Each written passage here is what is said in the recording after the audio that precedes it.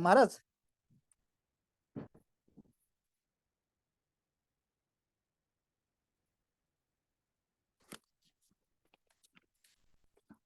Hello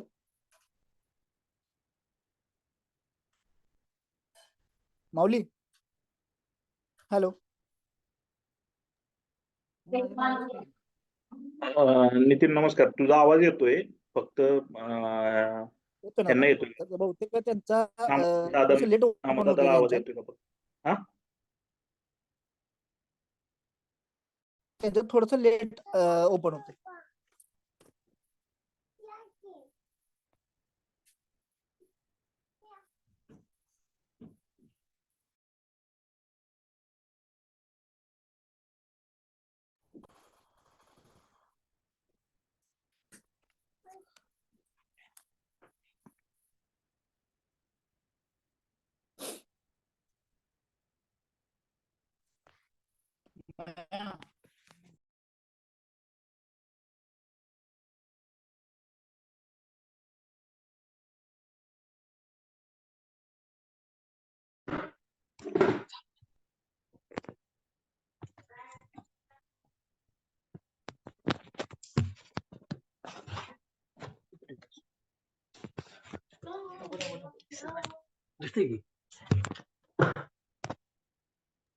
Ramakrishna Hari. Hello. आवाज येतोय दादा, येतोय आवाज तुमचा.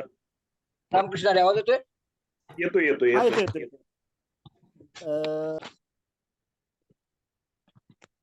Hello hello. हॅलो, हा, येतोय हा, येतो आवाज का दादा. सर्वांना? दिसते का तुम्हाला? हो, दिसतोय दिसतोय दिसताय. एक एक एक मिनिट, एक हॅलो मिनिट. हॅलो. हा हा, बोला की दादा. हा, बोला. हा, सर्वांना रामकृष्ण हरी. गेले 12-13 आठवडे असतील, प्रत्येक रविवारी आम्ही श्री महादेव गणेश तरुण मंडळाच्या मार्फत संडे नाईट सत्संग हा उपक्रम आम्ही गेले 12 ते 13 आठवडे आम्ही राबवत आहेत. आणि आजच्या आपल्या आज आपल्या सर्वांना मार्गदर्शन करण्यासाठी आपल्या मंडळातील सर्वांना ज्ञात असलेले आणि अध्यात्माची ओढ असलेले आणि विविध पुरस्कारांनी सन्मानित असलेले वैकुंठ धाम या पुरस्काराने, पोस्ट ऑफिसच्या माध्यमातून विविध पुरस्कार असतील, या सर्व पुरस्कारांनी सन्मानित असलेले, तसेच कीर्तन सेवा असेल, प्रवचन सेवा असेल, साधारणतः त्यांनी 100ला प्लस असं प्रवचन त्यांनी केलेले आहेत. तसेच सामाजिक कार्यात किंवा राजकीय कार्यात अग्रेसर असणारे आजचे आपल्याला लाभलेले मार्गदर्शक माननीय श्री हबप नामदेव पाटील महाराज यांना श्री महादेव गणेश तरुण मंडळाच्या वतीने विनंती करतो की आपण आजचं मार्गदर्शन करावे. धन्यवाद महाराज. हा, रामकृष्ण हरी. रामकृष्ण हरी. आवाज सगळ्यांना ऐकू येतोय? हो हो, सगळ्यांना येतोय. सागर? येतोय आवाज, येतोय दादा, येतोय आवाज. ठीक आहे, ठीक आहे. रामकृष्ण हरी सर्वांना. प्रथमतः रामकृष्ण हरी. रामकृष्ण हरी. रामकृष्ण हरी. प्रथमतः मी तुमचं महादेव तरुण मंडळ सत्संग या मंडळाला मी प्रथमतः त्यांचं स्वागत करतो आणि त्यांना मी धन्यवाद देतो. खरं तर आज YouTube वरती आणि किंवा तुमच्या ह्या टीव्हीच्या माध्यमातून किंवा ह्या मोबाईलच्या माध्यमातून बोलण्याचा पहिलाच योग असेल माझा. म्हणजे लाईव्ह प्रदर्शन म्हणतो हा. त्यामुळे थोडी गडबड झाली. म्हणजे माझं कसं की ते ओपन करणं अमकं तमकं इकडे वेळ गेला. पण असो, पुन्हा एकदा सर्वांना रामकृष्ण हरी. आता प्रथमतः तुम्हाला धन्यवाद देतो. महादेव तरुण मंडळ आणि या तुम्ही मंडळातील सर्वांनी मला इथं आमंत्रित केलं. मगाशी जसं नितीन महाराजांनी सांगितलं की व्याख्यानं झाली, प्रवचन झालं, कीर्तन झालं. पण मित्र हो, कीर्तन किती केली, प्रवचन किती केली आणि कुठं कुठं केली, याच्यापेक्षा फार समाधान आणि आनंद व्यक्त करतो की बाहेर प्रवचन करणं, बाहेरच्या समाजाला जागं करणं, हे करत असताना ज्या ठिकाणी पिकतं तिथं ते विकत नसतं. पण मित्र हो, खरोखरच रसातळापर्यंत प्रत्येक ग्रामीण भागामध्ये एकतरी कोणतरी असावा, म्हणून तुम्ही आपल्याच गावातील भले मोडकं तोडकं असू दे, पण त्याचं ऐकावं, की तुमच्या मनामध्ये ज्या पांडुरंग परमात्म्यानं तुम्हाला सद्बुद्धी दिली, त्या प्रथमतः पांडुरंग परमात्म्याला मी वंदन करतो, आई-वडिलांना वंदन करतो आणि मी माझ्या सेवेला सुरुवात करतो. धन्यवाद. आज तुमच्या आमच्यासाठी सेवेसाठी निवडलेली ओवी ज्ञानेश्वरीतील 16वा अध्याय आणि या 16व्या अध्यायातील 34वा श्लोक आणि या 34व्या श्लोकातील 16वी ओवी माऊली तुम्हा मला सांगत असतात, काय सांगतात, की तू मन हे मीची करी, माझी या भजनी प्रेम धरी, सर्वत्र नमस्कारी मजे काते. म्हणजे माऊलीने काय सांगितलं तुम्हा मला, की बाबा रे, तुझं मन आणि माझं मन एकरूप कर आणि ते मन एकरूप केल्यानंतर काय कर, तर की माझंच भजन कर, माझंच पूजन कर, माझंच प्रवचन कर, माझंच कीर्तन कर. पण ते कसं करायला सांगितलं, तर तुझं आणि माझं मन एकरूप कर. मग आजच्या या धावत्या युगामध्ये, धावत्या ह्या प्रपंचामध्ये, धावत्या ह्या जगामध्ये आपण ते आपलं मन, भरकटलेलं मन आहे. मग ते भरकटलेलं मन कुठेतरी एकत्र यावं. म्हणून ते एकत्र आल्यानंतर काय करायला सांगितलं. मित्रहो, सांगत असताना असं वाटतं, की आपलं मन भरकटलेलं आहे. मग या भरकटलेल्या मनाला कुणीतरी चालना देणारं असावं, कुणीतरी सांगणारं असावं. मग ते कोण असतील, तर ते आपले आई-वडील असतील. मग यांनी आपल्याला सांगितलं, मग ते कशा पद्धतीने मन एकरूप झालं पाहिजे. तर बहिणाबाई चौधरी एका ठिकाणी म्हणतात, की मन वढाय वढाय उभ्या पिकातलं ढोर, किती हाकल हाकल फिर येत पिकावर. मग ज्या वेळेला आपलं मन हे मन चंचल असतं, मग ह्या चंचल मनाला कुठंतरी आवर घालावी म्हणून ते नामस्मरण सत्संगाचा हा कार्यक्रम. मग खऱ्या अर्थानं तुमच्यासारख्या युवक तरुणांनी एकत्र येऊन काहीतरी करावं. मला काहीतरी समाजासाठी द्यायचं असतं. निश्चितच आपण समाजाचं काहीतरी देणं लागतो. हे ज्यावेळेला आपल्याला आंतरिक मनाला ओढ येते, त्याच वेळेला देवे दिला देह भजना गुमटा, तो या फाटा झाला पाथिकेचा. या न्यायाप्रमाणे भगवंतानं दिलेलं शरीर, भगवंतानं दिलेला देह कशासाठी दिला? तर फक्त भजन आणि पूजन करण्यासाठी दिला. मग दिलेला देह सात्विकतेच्या पाठीमागं लागला पाहिजे. यासाठी आपण तुम्ही आम्ही भजन आणि पूजन केलं पाहिजे. म्हणून जसं बहिणाबाई चौधरीने सांगितलं, की आपलं मन हे चंचल मन आहे. मग या चंचल मनाला आवर घालावी म्हणून मित्रहो, प्रत्येक गावागावामध्ये एक सत्संगाचा कार्यक्रम म्हणजे पारायणाच्या माध्यमातनं तुमचं आमचं ते प्रवचन असेल, ते पारायण मंडळ असेल. मग त्या पारायणाच्या निमित्तानं कीर्तन होतात, प्रवचन होतात, हरिपाठ होतात, जागरण होतं. नवे नव्हे तर काकड आरती होते. मग हे काकड आरती किंवा 7 दिवस आपण किमान त्या पांडुरंग परमात्म्याचं नामस्मरण घडावं. आपला 365 दिवस आपण प्रपंच करावा, ठासून प्रपंच करावा. भगवंतांनी सुद्धा किंवा त्या संतांनी सुद्धा सांगितलं, की बाबा रे प्रपंच करा.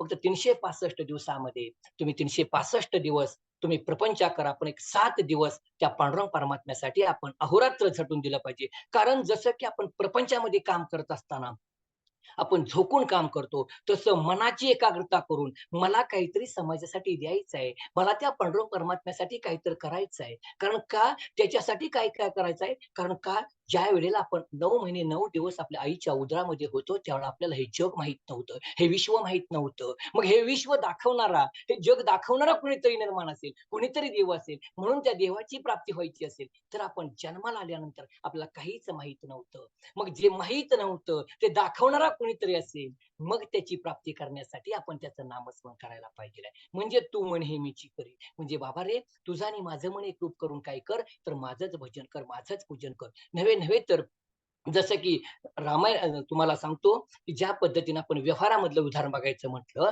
की जसं आपण टीव्ही समोर बघतो आणि टीव्ही समोर बसल्यानंतर आपण 7:30 वाजल्यापासून 10 वाजेस्तोपर्यंत आपण टीव्हीच्या मालिका मित्र हो बघत असतो. आपल्या घरातील मंडळी बघत असतात. पण ते टीव्हीमध्ये आपलं मन इतकं केंद्रित होतं, मन इतकं तल्लीन होतं, की मालिका लागल्यानंतर ज्या दिवशी आपण मालिका बघत असतो आणि आपलं स्वतःचं पोरगं जवळ असेल आणि त्या मालिकेतला एक भाग किंवा एखादं वाक्य जर ते पोरगं बोललं आणि ते जर ऐकायला नाही झालं, तर ज्याला जन्म दिला ना, त्या मुलाच्या कानाखाली मारायला आम्ही मागं-मोरं बघत नाही मित्र. का? तर मन आमचं त्या टीव्हीत गुंतलं असतं. पण मला एवढं सांगायचं आहे, की माऊली तुम्ही जे टीव्ही बघताय ना, त्या टीव्ही मधलं असणारं ते नौटंकीपणाचं ते चित्र होतं. पण जिवंत ज्या हाडामासाचा गोळा 9 महिने 9 दिवस तुम्ही उधरामध्ये सांभाळला, त्याच्या कानशिलात मारली. कारण का? तर तुमचं मन विचलित झालं. तर माऊली आणि मित्र हो सांगायचं आहे, तिथं जसं मन तुम्ही एकाग्र केलं आणि तसं त्या पांडुरंग परमात्म्याच्या नामस्मरणामध्ये तुमचं मन एकरूप झालं पाहिजे. आणि ज्यावेळेला एकरूप होईल, त्यावेळेला खऱ्या अर्थानं आपल्याला परमेश्वराची प्राप्ती झाल्याशिवाय राहणार नाही. जसं मग नामस्मरण करत असताना आपण नेमकं केलं पाहिजे तरी काय? ज्या पद्धतीने मित्र हो, की एखादा आजारी माणूस असतो, त्याला दवाखान्यामध्ये ॲडमिट केलं जातं आणि दवाखान्यामध्ये ॲडमिट केल्यानंतर त्याला जर ऑपरेशन करायचं असेल, तर त्याला ती भूल दिली जाते आणि भूल दिल्यानंतर त्याला भूल चढेस्तोपर्यंत त्याला आकडे मोजायला लावली जातात. माऊली त्याला आकडे मोजायला लावले जातात. मग त्याला 1, 2, 3, 4, 5, 6, 7 असे आकडे मोजायला लावले जातात आणि जशी भूल चढल, तसं तो 1, 2, 3, 4, 5, 6, 7 म्हणत जातो महाराज आणि म्हणत असताना जशी त्याला गुंगी चढल, त्याला तो आकडे मोजायचा बंद होतो आणि त्या भुलीच्या ह्याच्या नशिवरामध्ये तो मावून जातो. तसं आपण ज्यावेळेला नामस्मरण करायला बसतो, कोणतीही गोष्ट चांगली करत असताना मित्र हो, आपल्याला त्रास होतो. वाईट गोष्ट करत असताना ते चटकन होऊन जातं. समजा एखाद्या ठिकाणी आग लागली हे सांगोस्तोपर्यंत माणसं तिथं गर्दी करत असतात. पण एखाद्या ठिकाणी कीर्तनाचा कार्यक्रम चालू आहे, भजनाचा कार्यक्रम चालू आहे. हे सांगितल्यानंतर सुद्धा माणसं तिकडे वळू शकत नाहीत. जे चांगलं असेल तिकडे येत नाहीत. तसं त्या रोग्याच्या बाबतीत घडतं, की त्याची देहबुद्धता त्या 1, 2, 3 आकडे मोजत तेव्हा शुद्धीवरती तो नसतो. तो गतप्राण म्हणजे फक्त त्या बुद्धीमध्ये नव्हे तर त्या भुलीमध्ये तो मृत म्हणजे अवस्थेत पडलेला असतो. तसं त्याला आठवत सुद्धा नाही, की मी कुठे आहे. तसं नामस्मरण करत असताना सुद्धा आपण रामकृष्ण हरी, रामकृष्ण हरी, रामकृष्ण हरी म्हणत आपलं देहभान इतकं झालं पाहिजेल आहे, की मी कुठे आहे आणि मी काय करतो आहे, हे ज्यावेळेला आपण समजायचं बंद होतो, त्यावेळेलाच खऱ्या अर्थानं आपण त्या पांडुरंग परमात्म्याशी लीन झालो, असं म्हटलं तर ते वावगं ठरणार नाही. पण ते करत असताना नामस्मरण तर नेमकं कुठपर्यंत घ्यायचं, हेही आम्हाला समजलं पाहिजेल आहे. मग माणसं म्हणतात, की महाराज नामस्मरण कुठवर घ्यायचं? मला एक सांगा मित्रहो, आपण नामस्मरण कुठपर्यंत घ्यायचा हा प्रश्न केलात. पण मी तुम्हाला असा प्रश्न विचारतो, आपण श्वासोच्छ्वास कुठपर्यंत घ्यायचा हा प्रश्न कधी विचारला का? जोपर्यंत आपल्याला श्वासोच्छ्वास आपला बंद झाला, त्या ठिकाणी आपण गतप्राण होतो. म्हणजे श्वासोच्छ्वास आपला चालू आहे, तोपर्यंत आपण नामस्मरण घेतलं पाहिजेल आहे. जसं की नामस्मरण कसं घ्यायचं? हा प्रश्न पुढे विचारतात. माणसं म्हणतात, "महाराज नामस्मरण करून नेमकं आपण कसं विचारायचं? म्हणजे नेमकं नामस्मरण तरी कसं करायचं? तर मला सांगा, आपण पेढा घेतला आणि तो पेढा कसा खाऊ? हा कुणी विचारतं का? जो पेढा खातो ना, त्याला प्रश्न विचारायची गरज नसते. तो पेढा कसाही जरी खाल्ला, तर तो गोडच लागतो. तसं मित्रहो, नामस्मरण घेत असताना तुम्ही कसं घेताय? कुठल्या रूममध्ये बसलाय? कुठल्या स्टेशनला बसलाय? कुठल्या स्थितीत बसलाय? तुम्ही कसं नामस्मरण घेताय? याला किंमत नाही. फक्त नामस्मरण घेणं याला महत्त्व आहे. म्हणजे आपण पेढा कोणत्याही पद्धतीने खाल्ला, उभा खाल्ला काय, आडवा खाल्ला काय, तुकडा काढून खाल्ला काय आणि कसा खाल्ला काय, तो गोड आणि गोडच लागणार. तसं नामस्मरण करत असताना तुम्ही आम्ही कसं नामस्मरण घ्यायचं, याच्यापेक्षा नामस्मरण घेणं महत्त्वाचं. आणि ते नामस्मरण घेतलं तर खऱ्या अर्थानं तू मन हे मीची करी माझ्या भजनी प्रेम धरी. म्हणजे तुमचं आमचं माझं मन जसं प्रपंचामध्ये एकरूप करून आपल्या मुलाबाळांच्या शिक्षणामध्ये आपलं कसं मन एकरूप करतो, त्याच पद्धतीनं प्रपंचामधलं मन जसं एकरूप करून आपलं कामधंदा करत असतो. एखादा नोकरीवाला बरोबर टायमिंगच्या वेळेमध्ये मनानं ठरवतो, की मला टाईममध्ये जायचं आहे. मुलाला शिक्षण वेळेत दिलं पाहिजे आहे. मुलाला चांगले संस्कार वेळेत दिले पाहिजे. हे जसं मनानं तुमच्या घट्ट केलेलं असतं, तसं परमार्थामध्ये सुद्धा तुम्ही वेळ ठरवून न घेता प्रत्येक वेळेला तुम्ही नामस्मरण घेतलं पाहिजे आहे. आणि ते नामस्मरण घेत असताना मनाची एकाग्रता झाली पाहिजे आहे. म्हणजे मनाची एकाग्रता करत असताना संत तुकोबाराय एका ठिकाणी सांगतात, की ज्या वेळेला भामगिरीच्या डोंगरावरती संत तुकोबाराय भजन करायला जायचे. पण ते भजन करत असताना मित्रहो, आता आपल्याला सगळ्या सुखसोयी आल्या. सगळ्या सुखसोयी आल्या म्हणजे आपल्याकडे पकवाज आला, आपल्याला टाळ आले, आपल्याला विना आला, आपल्याला सुरपेटी आली, आपल्या सगळ्या सुखसोयी आल्या. हे सगळं असताना सुद्धा आपण त्या नामस्मरणाकडे वळू शकत नाही. ही एक आपली शोकांतिका आहे. आणि त्याच्याही पलीकडे जाऊन त्या भामगिरीच्या डोंगरावरती माझे संत तुकोबाराय जायचे आणि तिथे गेल्यानंतर ते भजन करायचे. पण ते भजन करत असताना हातानं टाळी वाजवायचे. नव्हे नव्हे तर तिथं पडलेले 2 दगड घ्यायचे. त्या दगडाचे टाळ करायचे आणि त्या दगडाच्या टाळातून तिने ते नामस्मरण करायला सुरुवात करायची. रामकृष्ण हरी, रामकृष्ण हरी, रामकृष्ण हरी, विठ्ठल, विठ्ठल, विठ्ठल म्हणायचे. आणि हे म्हणत असताना त्यांच्या मनाची साधना लागायची आणि त्यांचं मन तृप्त व्हायचं. कधी एकदा त्यांच्या मनाची साधना लागली, त्यांची साधना लागली हे त्यांनाच कळत नव्हतं. मग त्यांची असणारी ती अवली, ती सहचारी पत्नी त्या पांडुरंग परमात्म्याला शिवीगाळी करून सुद्धा माझ्या नवऱ्याचं असणारं म्हणजे प्रपंच उद्ध्वस्त केला. इतक्या ती रागानं, त्वेषानं बोलायची. पण त्याच्यातला एक प्रसंग सांगतो. ज्यावेळेला आपण रागानं बोलतो ना, त्यामध्ये प्रेम असतं. आपली आई असते आणि आई मुलाला उन्हामध्ये मुलगा जर खेळत असेल आणि जर मुलगा उन्हामध्ये खेळत असताना आपण किती वेळा सांगितलं, की "बाळ" आई सांगते, "बाळ, बाळ उन्हात खेळू नकोस. ऊन लागतंय. बाळ सावलीत ये, बाळ सावलीत ये." पण पोरगं काही ऐकायला तयार नसतं आणि पोरगं ऐकायला तयार नसतं, तेव्हा आई त्याला म्हणते, "उन्हातनं ये, नाहीतर तिथंच मर."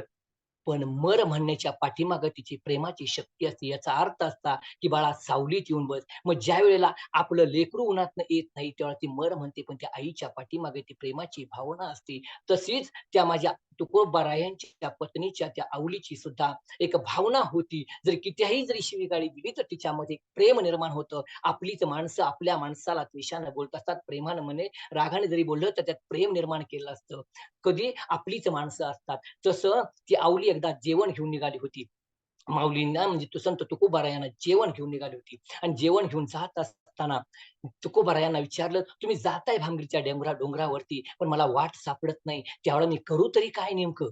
मग त्यावेळेला तुकोबारायांनी सांगितलं, "हे बघ आवली, ज्या ठिकाणी तू रस्त्यावरून येत असतीस ना आणि आल्यानंतर 3-4 ठिकाणी रस्ता फुटतील. पण त्या रस्त्याच्या ठिकाणी गेल्यानंतर त्या रस्त्याच्या ठिकाणी असणारी माती हातामध्ये घे. ती माती घे आणि त्या मातीतला फक्त कानाला लाव आणि कानाला लावल्यानंतर त्या कानाच्या त्या मातीतनं ध्वनी अप्रकश बनेल, की रामकृष्ण हरी, रामकृष्ण हरी, रामकृष्ण. त्या प्रत्येक वाटेनं तू ये. जिथं तुला अडचण येईल त्या ठिकाणची ती माती उचल आणि ती कानाला लाव. त्या मातीतनं सुद्धा रामकृष्ण हरी आवाज येईल. बिचारी ती माऊली त्या रस्त्याच्या त्या वाटेवरून चालत निघाली आणि जात असताना बघा ना, ज्यानं प्रपंच करत असताना ज्यानं परमार्थ केला, ज्यानं पांडुरंग परमात्म्याची नितांत सेवा केली, मनापासून सेवा केली, त्याला निश्चितच पांडुरंग परमात्मा प्रसन्न झाल्याशिवाय राहणार नाही. आवली पुढे जात होती आणि जाता वाटेत आवलीच्या म्हणजेच संत तुकोबारायांच्या पत्नीच्या पायात काटा लागला.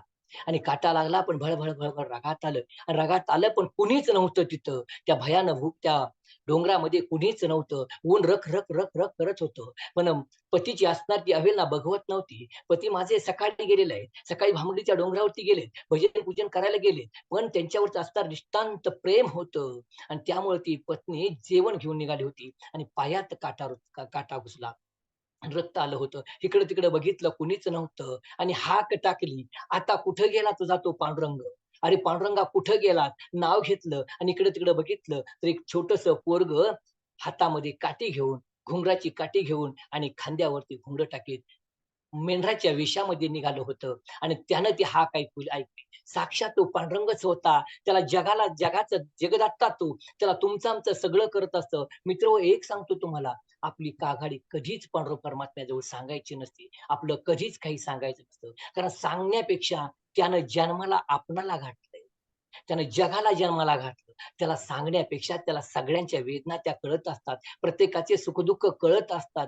पण ते कळत असताना सुद्धा आम्ही सांगत असतो आणि त्या आवलीनं हाक मारली. हाक मारल्याबरोबर लगेच तो पांडुरंग परमात्मा त्या मेंढपाळाच्या वेशात तिथं आला आणि तिला काही विचारला माहीत, काहीच नव्हतं माहीत. ती आली आणि त्यानं मांडीवरती हात घेतला. "कोण तू पोरगं?" म्हणून तिनं ढकलून देण्याचा प्रयत्न केला. पण त्या परत पोरानं मांडीवरती पाय घेतला आणि पायाला स्पर्श केला मित्रहो. त्या पांडुरंग परमात्म्याचा तो स्पर्श होता.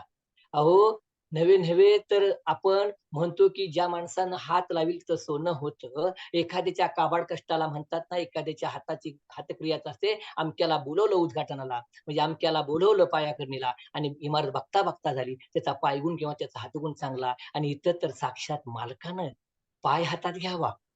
एका आवलीचा पाय हातात घ्यावा आणि त्यानं काटा हळूच काढावा.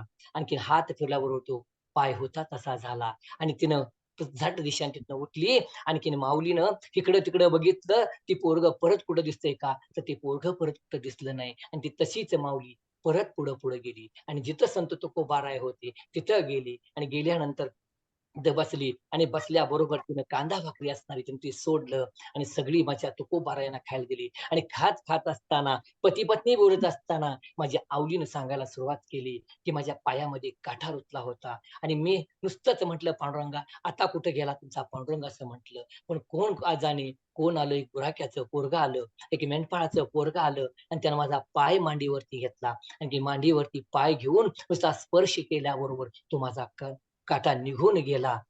त्यावेळेला माझ्या तुकोबारायांच्या लक्षात आलं, की अरे! हा दुसरा-तिसरा कोणी नव्हता अवले. साक्षात पांडुरंगाला तावले. दुसरं-तिसरं कोणी नव्हतं. माझ्या पांडुरंगानं तुझ्या पायातला काटा काढला. मला सांगायचं आहे मित्र हो काय, ज्यावेळेला तुम्ही मनापासून त्या पांडुरंग परमात्म्याची भक्ती करत असतो, प्रेम करत असतो, त्यावेळेला निश्चितच तो आपल्या प्रत्येक गोष्टीत धावून येत असतो. पण आपलं मन तेवढं निश्चळ आणि आपलं मन तेवढं सोज्वळ पाहिजेल आहे. मन निष्कलंकित पाहिजेल आहे. मनाची मन करा रे प्रसन्न, मनात वाची रे पूर्वसंचित केली, तया सारखे भोगणे हे प्राप्त झाले. आपलं मन इतकं म्हणजे चंचल आहे. मग त्या चंचल मनाला आवर घालण्यासाठी त्या पांडुरंग परमात्म्याचे नामस्मरण केलं पाहिजेल आणि ते नामस्मरण एकाग्ररित्याने केलं पाहिजेल आहे. मित्र एक सांगतो तुम्हाला, छत्रपती शिवाजी महाराजांनी 16-22 वर्षात माझे छत्रपती शिवाजी महाराजांनी स्वराज्याचं तोरण बांधलं.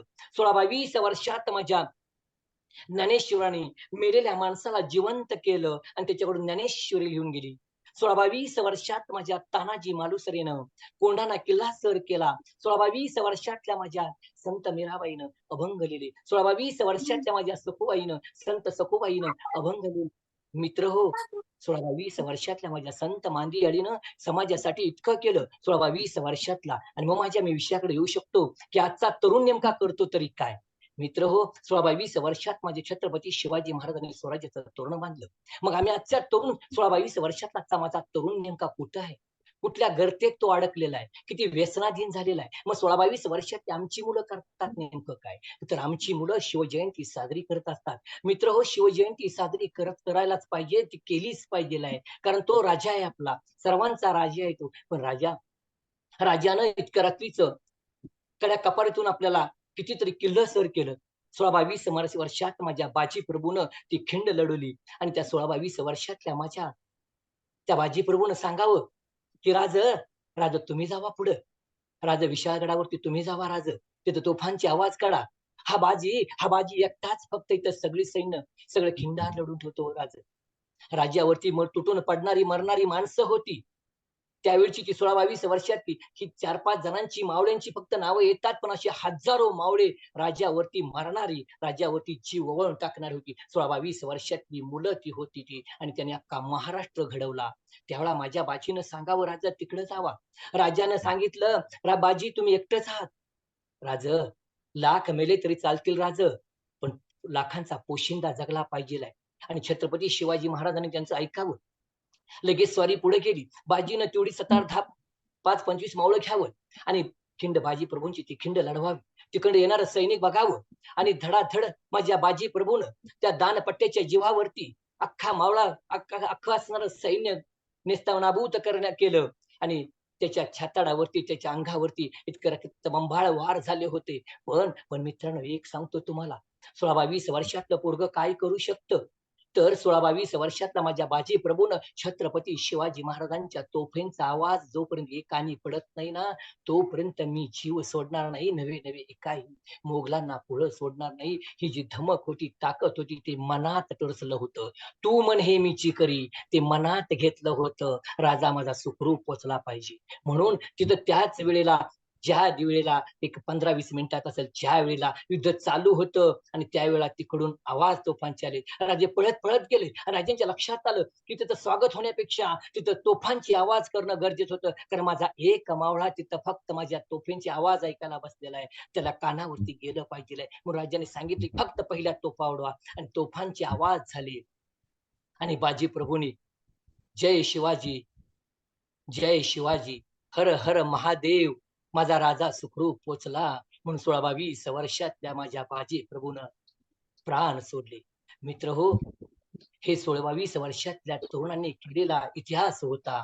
मग ज्यांनी इतिहास निर्माण केला, ज्यांनी इतिहास निर्माण केला, त्यांची शिवजयंती आम्ही साजरी करत असताना मित्र हो, आपण काय करत असतो?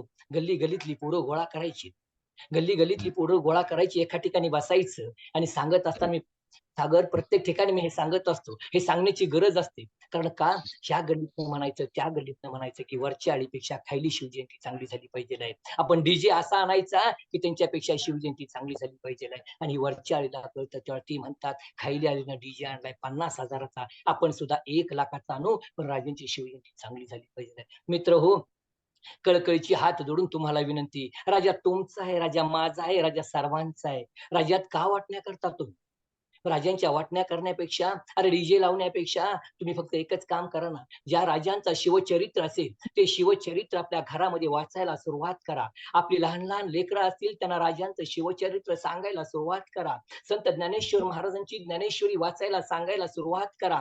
माझ्या घरातलं बारकं पोरगं असेल तर मोबाईल शिवाय ते काहीच बघू शकत नाही. आजची आमचं असणारी आई, जर पोरगं दमवायला लागलं तर तिच्या हातात मोबाईल देते आणि ती जेवण करते आणि मग ती मोबाईल मध्ये बघत बस. आई, एक सांगतो तुला, तू दिलेलं जे खेळणं आहे ना, त्या खेळण्यानं एक एक दिवस तुझ्या मुलाचं खेळणं झाल्याशिवाय राहणार नाही. त्याच्यामध्ये एक लक्षात करा, त्याच्यामध्ये हा महाभारत द्या, त्याच्यामध्ये रामायण द्या, त्याच्या हातामध्ये पुस्तकं द्या, रामायण द्या, महाभारत द्या, त्याच्यामध्ये ज्ञानेश्वरी द्या, त्याच्या हातामध्ये भगवद्गीता द्या, त्याच्या गळ्यामध्ये टाळ द्या, त्याच्या गळ्यामध्ये विणा द्या. हे असले संस्कृती म्हणजे असणारे जे ग्रंथ आहेत, ते ग्रंथ तुमच्या मुलांच्या हातामध्ये दिले पाहिजे. आणि हे फक्त आम्हीच करू शकतो. मला माहित नाही इथं किती लहान मुलं ऐकायला बसली असतील, किती वर्ग ऐकायला बसलाय, हे मला माहित नाही. फक्त मला एवढंच या माध्यमातून सांगायचं आहे की आपण ते केलं पाहिजे आणि आपण ते सांगायला सुरुवात केली पाहिजे की बाळ, मोबाईल ही काळाची गरज आहे, त्याला कितपत यूज करायचं असते. अरे जर 16-22 वर्षातली पोरं जर हे करत असतील, तर मग 16-22 वर्षातल्या त्या पोरांनी यायचं, एकत्र यायचं, शिवजयंती साजरी करायची म्हणायची आणि जीपगाडी घ्यायची. याच्या पुढचं सांगतो विषयांतर, जीपगाडी घ्यायची आणि जीपगाडी घेऊन काय करायचं, ती मुलं घ्यायची, ती ज्योत घ्यायची, पन्हाळ्याच्या पायथ्यावरती जायची आणि पन्हाळ्याच्या पायथ्यावरती जाऊन तिथं काय करायचं, 12 वाजेपर्यंत वाट बघायची, 12 वाजता ज्योत घेऊन यायसाठी. आणि ती घेत असताना मित्र हो, सगळीच मुलं तशी करतात असं मला सांगायचं नाही, पण हे वास्तव आहे आणि हे घडतंय असं. ज्या वेळेला शिवज्योत, ती ज्योत पेटवली जाते, पन्हाळगडाच्या पायथ्यावरून खाली खाली येत असतो आणि खाली आल्यानंतर मित्र हो, शिवजयंती शिवज्योत घेत असताना, छत्रपती शिवाजी महाराज की म्हणत असताना मित्र हो, तुमच्या तोंडातला वास जर बघितला ना, तो दुर्गंधी येत असते. स्टारच्या तोंडात गुटखा असतो, स्टारच्या पुढ्या असतात, खिशात स्टारच्या पुढ्या असतात, दारूच्या बाटल्या असतात. मित्र हो, छत्रपती शिवाजी महाराजांनी रयतेच्या सुखासाठी काय केलं माहित आहे? की स्वतःचं पोरगं जिवंत असताना स्वर्गवासी झालं म्हणून सांगितलं. फक्त तुमच्या आमच्यासाठी सांगितलं, तरुण वर्ग जिवंत राहिला पाहिजेलाय, तरुणाई जिवंत राहिली पाहिजेलाय. आणि जर माझ्या तरुण वर्गानं, तरुण मित्रांनी जर माझ्या शिवराजाची जयंती जर अशा पद्धतीने साजरी केली, तर खऱ्या अर्थानं माझ्या राजाला ते आदरांजली वाहिल्याचं होईल का? शिवजयंती खऱ्या अर्थानं साजरी झाली असेल होईल का? मित्र याच्याही पुढे तुमचं तुम्हाला सांगतो, तुम्ही त्या बोर्डावरती लिहित असता, की राजे पुन्हा जन्माला या. कशासाठी राजे पुन्हा जन्माला या तुम्ही लिहित असा? तुमचा नंगा नाच बघण्यासाठी. तर मित्र हो, नंगा नाच बघण्यापेक्षा पारंपरिक गीतं घ्या. राजाची शिवजयंती साजरी करत असताना आपल्यातलीच मुलं मुलं मुलं एकत्र गोळा करायची. एकाला जनाबाई, एकाला जिजाई करायचं, एकाला छत्रपती शिवाजी करायचं, एकाला ज्ञानेश्वर करायचं, एकाला मुक्ताई करायचं, एकाला संत नामदेवराय करायचं, एखादीला जिजाऊ करायचं, झाशीची राणी एखादीला करायचं. अरे त्याच्यामध्ये सगळं करायचं. एखादा हत्ती मिळालाच तर तुम्ही हत्ती आणू शकता. तुम्ही ती मिरवणूक करायची असेल तर माझ्या राजाची शिवजयंती साजरी करत असताना हे पारंपरिक वाद्य ठेवलं आणि जर शिवजयंती साजरी केली तर खऱ्या अर्थानं राजाला त्यावेळेला समाधान वाटेल, की आपण केलेलं सार्थक झालं. मित्र हो, हे तळमळल्याने का सांगावसं वाटतं, तर ही व्यसनानं आमची तरुण पिढी बरबाद झाली आणि ही बरबाद होण्याला कारण आपणच आहोत. मी आणि मीच आहे. फक्त म्हणायचं, की राजे जन्माला या. जन्माला येण्यापेक्षा मी कसा वागतो, जग कसं आहे याच्यापेक्षा मी किती चांगला आहे, मी किती सुंदर आहे आणि मी किती चांगलं काम करतो, इकडं बघितलं पाहिजे आहे. आपण काम करत असताना काय करतोय, किती चांगलं करतोय, याच्यापेक्षा कितीही नावं ठेवू द्यात. ज्ञानेश्वरीच्या 18व्या अध्यायामध्ये एक ओवी आली. सर्व मार्गी निंदा, सांडूनी असता पैशुद्धा, गीता श्रवणी श्रद्धा उभारीचो. म्हणजे माऊलीने सांगितलं, ज्यावेळेला सर्व मार्गाची निंदा, समजा तुम्ही आता मी सांगितलं म्हणून आम्ही एक कीर्तनकार सांगतात, प्रवचनकार सांगतात, व्याख्याते सांगतात म्हणून आम्ही ती त्या पद्धतीने शिवजयंती साजरी करायला लागलो. एखाद्या प्रवचनामध्ये आलं, एखाद्या कीर्तनामध्ये आपण आलो, तर टाळी वाजवायला लागलो. मला कोणी बघल काय? मला कोण काही नावं ठेवील काय? मला कोण काही म्हणेल काय? इकडं लक्ष न देता माऊलीने सांगितलं 18व्या अध्यायामध्ये, सर्व मार्गी निंदा, सांडूनी आस्था पैशुद्धा, गीता श्रवणी श्रद्धा उभारी. याचा भावार्थ असा होतो, की सर्व मार्गाची निंदा तुम्ही सोडून द्या. जग तुम्हाला काय म्हणतंय, कोण काय म्हणतंय, याच्यापेक्षा आपण किती चांगल्या पद्धतीने जातो आणि ज्यावेळेला जेवढ्या आपल्याला नकारात्मक ऊर्जा तिकडून येईल, तेवढं समजायचं, की आपण योग्य ट्रॅकनं चाललेलो आहे. जेवढी नकारात्मक आपल्याला बोलणी येतील, तेवढ्या ट्रॅकनं चाललोय आणि तशा पद्धतीनं केलं. ज्ञानेश्वरी नाही वाचता आली, नाही ऐकता आली, नाही काही करता आली, तर ज्ञानेश्वरी आपल्या झोपताना जवळ ठेवा. घट्ट धरून मिठीत बसा आणि संध्याकाळी झोपी जा. सकाळी उठल्याबरोबर तीच ज्ञानेश्वरी फक्त घट्ट धरा आणि सकाळचा आजचा दिवस भगवंता सुखाने समाधानी जाऊ दे एवढंच म्हणा आणि त्या ज्ञानेश्वरीचं दर्शन घ्या. तुमच्या आयुष्याचं सार्थक झाल्याशिवाय राहणार नाही. हे या माऊलीनं सांगितलं आणि याच्याही पुढे सांगतो. निंदा, निंदा म्हणजे याचं काय? आपण म्हणत असतो, की मला नावं कोण ठेवली काय? मित्र हो, संतांना जेवढं दुःख झालं नाही, संतांना जेवढं हाल झालं नाही, तेवढं कुणाचंच हाल झालं नाही. आपल्याला गुरं-ढोरं, बायका-पोरं सगळं आहे. लाखो रुपये आपल्या जवळ येतील, सगळं आहे. मुलं आहेत, गुरं आहेत, ढोरं आहेत, बायका-पोरं सगळं आहेत. गाडी आहे, बंगला आहे, माडी आहे, सगळं आहे. पण माझ्या संत तुकोबरा यांचं जर बघितलं, तर त्यांची 65 लाखाची जहागिरी होती. पण त्यांनी काय केली ती जहागिरी? इंद्रायणीच्या डोहात बुडवली. नको ही जहागिरी आपल्याला. का? तर दुःखामध्ये राहणं त्यांनी पसंत केलं. कारण जग जर दुःखात असेल आणि जर त्यांच्या त्या वह्या, ते व्याज लिहून हे मला जमणार नाही, म्हणून त्यांनी ती असणारी 65 लाखाची जहागिरी त्यांनी इंद्रायणीच्या डोहात सोडली आणि अशा पद्धतीनं त्यांची एक बाजू झाली. माझ्या संत ज्ञानोबांचं उदाहरण घेतलं, तर ज्यावेळेला इंद्रायणीच्या डोहामध्ये त्यांना कुणीच नव्हतं. इंद्रायणीच्या डोहामध्ये ज्यावेळेला विठ्ठलानी आणि रुक्मिणी मातेनं जेव्हा देहांत प्रायश्चित्त घेतलं, ती 4 भावंड होती. त्या 4 भावंडांना कुणीच नव्हतं. पण ज्यावेळेला माझे ज्ञानराजा भिक्षापात्र घेऊन भिक्षा मागायला जायचे, त्यावेळेला मित्र हो, त्यांच्या त्या झोळीमध्ये शेण, दगड, माती नव्हे नव्हे तर विष्ठा सुद्धा टाकली आणि ती विष्ठा सुद्धा घेऊन ती तशीच झोळी परत घेऊन यायचे आणि मुक्ताईजवळ रडत बसायचे आणि ते रडत सांगायचे. त्यावेळेला मुक्ताईनं म्हणायची, की दादा रडू नको दादा. कारण तुम्ही रडला तर आम्ही कुणाकडे बघायचं. इतके त्रास सहन झाले, त्यांना खायला अन्न नव्हते. इतकी अवेलना त्यांची झाली होती. कुणीही त्यांना, प्रत्येक जण त्यांना संन्याशाची पोरं म्हणून हिणवत होती ती. तो इतिहास फार म्हणजे त्यांचं जे प्रवचन आहे, म्हणजे त्यांचं जो चरित्र आहे, ते फार मोठं आहे. चरित्र म्हणजे काय? ज्यांना आई-वडील नसतात ना, त्यांना जाऊन फक्त विचारा आई आणि वडिलांची किंमत. ज्यांना वडील नसतो त्यांना विचारा वडिलांची किंमत. त्याच पद्धतीनं मित्रांनो, तुम्हाला मिळालेलं हे जीवन, हे सुंदर आणि चांगलं जीवन आहे. संतांनी इतकं हालापेष्टा भोगल्या, पण माझ्या ज्ञानोबा यांनी त्यांची असणारी ती साधना सोडली नाही. त्या पांडुरंग परमात्म्याचं नामस्मरण सोडलं नाही. माझ्या संत जनाबाईंनी ते नामस्मरण सोडलं नाही. आणि संत जनाबाईंना नामस्मरण न सोडण्यामुळं एक दिवस असं झालं, की ज्यावेळेला माझी संत जनाबाईचं एक उदाहरण तुम्हाला मी देतो. कारण "तू मन हे मीची करी." म्हणजे मन एकाग्र केल्यानं काय होतं? भले तुम्ही तुमच्या ऑफिसमध्ये असा, भले तुम्ही तुमच्या शेतीमध्ये असा, भले तुम्ही तुमच्या कामावरती असा, कुठेही असा, पण मनामध्ये पांडुरंग परमात्म्याचं रामकृष्ण हरी, रामकृष्ण हरी, रामकृष्ण हरी असं जर नामस्मरण करत बसला ना, तर निश्चितच त्याची प्राप्ती तुम्हाला झाल्याशिवाय राहणार नाही. एक उदाहरण मी तुम्हाला संत जनाबाईचं देतो, की ज्यावेळेला संत जनाबाई हुडवा म्हणजे काय सागर? तर की ते शिणी असतात. त्या काही ठिकाणी गवऱ्या म्हटल्या जातात. आपल्या इकडे तुम्हाला माहिती आहे, तुम्ही ग्रामीण भागातली मुलं आहात. त्यामुळे तुम्हाला माहीत आहे, की की शेणी लावण्याचं काम करत होत्या आणि त्या शेणीचा ती जी व्हरळी असते ती मोठी झाली होती आणि बघा ज्यावेळेला चांगलं होतं त्यावेळेला कुणालाच बघवत नसतं. तशीच एक ती शेजारणी बाई सुद्धा तिथं होती आणि ती जनाबाईला म्हणायला लागली, की "जना, ह्या शिणी माझ्या आहेत." जनाबाई म्हणायच्या, "त्या शिणी माझ्या आहेत." अशा म्हणता दोघींची म्हणजे भांडणं व्हायचा डाव आला आणि तिथून एक पंडित निघाले होते. त्यांनी पंडितांनी विचारले, "काय झालंय?" मग त्यावेळेला त्या जनाबाईने सांगितलं, की "पंडित काका, एक काम करा, की माझ्या ही शिणी माझ्या आहेत आणि ती म्हणते माझ्या आहेत.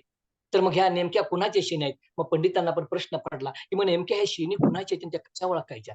तेव्हा जनाबाईने दिलेलं उत्तर एक मार्मिक होतं. ती म्हणते कशी? जनाबाई सांगतात, की "काका सोपं आहे," म्हटले. "ह्यातली माझी एक शिणी कुठली पण घ्यायची आणि ती कानाला लावायची. ज्यातनं रामकृष्ण हरी, रामकृष्ण हरी आवाज येईल, विठ्ठल विठ्ठल असा ध्वनी येईल, ती शिणी माझी आहे." मग पंडित काका म्हटले, "ठीक आहे," म्हटले. ते ठीक आहे म्हटले. आणखीन ते ठीक आहे म्हटल्याबरोबर तिने लगेच सुरुवात केली. इकडे बघितलं, रामकृष्ण हरी आवाज आला, की जनाबाई इकडे ठेवायचं. ज्यात आवाज येत तिकडे बघायचं. असं बघता जनाबाईचा हुडवा होता तसा झाला आणि भांडण मिटलं. सांगण्याचा भावार्थ एक असतो, जे आपण काम करतो, त्या कामाच्या वेळेला सुद्धा रामकृष्ण हरी म्हणत आपलं ते मन प्रसन्न करत गेलो, तर त्या कामामध्ये सुद्धा राम उतरतो आणि ते सुद्धा बोलू शकतो रामकृष्ण हरी. तशी जनाबाई सुद्धा काम करत असताना सुद्धा रामकृष्ण हरी करत असतो.